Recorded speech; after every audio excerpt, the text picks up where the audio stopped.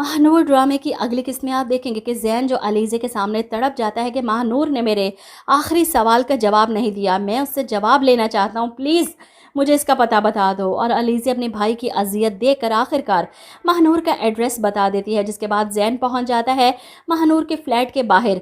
इसे फ़ोन करता है कि मैं बाहर खड़ा हूँ, आपसे मिलना चाहता हूँ अभी और इसी वक्त। महानूर खिड़की से इसे देखकर परेशान हो जाती है, आपको यहाँ नहीं आना चाहिए था ज़ैन, पलट जाइए यहाँ से।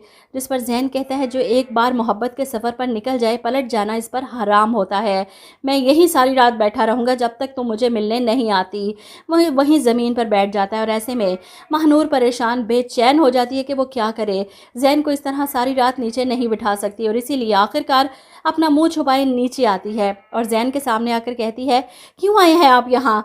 ज़ैन इसी चीज़ में खुश कि महानूर आखिरकार इससे मिलने तो आई। जिस पर महानूर कहती है जो रास्ते इतनी तकलीफ़ देते हैं उन रास्तों पर बार बार नहीं आया जाता, ज़ैन आपको समझ क्यों नहीं आ रही। जिस पर ज़ैन कहता है मैं तो बस अपने उस सवाल का जवाब जानना चाहता हूँ जिसकी खामोशी पर आपने मुझे इतनी अजियत दी थी। रोते हुए महानूर कहती है पूछें ज़ैन, आज आपके हर सवाल का सच सच जवाब दूंगी। ऐसे में ज़ैन फ़ौरन सवाल करता है क्या मेरी मोहब्बत यकतरफ़ा थी। और यहाँ पर महानूर ज़ैन को हकीकत बताएगी कि यकतरफ़ा नहीं थी, मैं भी मोहब्बत करती हूँ आपसे, लेकिन मैं मजबूर हूँ ज़ैन, आज के बाद आप दोबारा मेरे पीछे नहीं आएंगे, आपको इस मोहब्बत की कसम। जिसके बाद ज़ैन मजबूर हो जाता है अपने कदम पीछे हटाने के लिए, क्योंकि महानूर ने ना सिर्फ एतराफ़ मोहब्बत किया बल्कि इसी मोहब्बत की कसम भी दे डाली। और अब ज़ैन मजबूर है, वो वापस चला जाता है। अलीज़े से पूछती है कि महानूर ने क्या जवाब दिया, लेकिन ज़ैन अब कुछ कहने के काबिल ही नहीं रहा।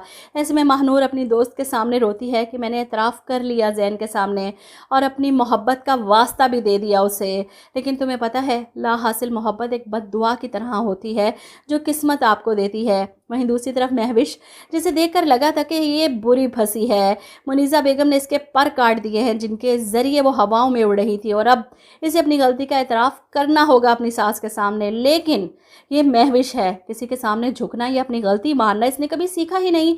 इसलिए तो मुनीज़ा बेगम को ही आकर धमकी लगाती है कि आप ये सब करके वो सच साबित कर देंगे जो कुछ मैंने मदीहा आंटी के सामने कहा, और बिज़नेस में जो शेयर है वो भी आपके ख़त्म करवा दूंगी, आखिर को उस घर की होने वाली बहू हूँ मैं। वो इन्हें धमकियाँ लगाती है कि मुनीज़ा परेशान हो जाती है और इसी परेशानी में इन्हें अपना फ़ैसला बदलना पड़ता है। दिलावर साहब को लगता है कि महविश ने मुनीज़ा से माफ़ी मांग ली है, इसलिए मुनीज़ा इनके फ्रीज़ अकाउंट खोल चुकी है, बल्कि महविश की शादी में शरीक होने की हामी भी भर चुकी है। दिलावर साहब महविश के पास आते हैं इसका शुक्रिया अदा करने कि इनकी बेटी ने इनकी बात का मान रखा और इनके कहने पर मुनीज़ा से माफ़ी मांगी। वो इसे गले लगाते हैं, प्यार करते हैं कि मेरी बेटी बहुत समझदार हो गई है, लेकिन असल बात तो इन्हें पता ही नहीं कि वो अपनी सौतेली माँ को डरा कर आ गई है।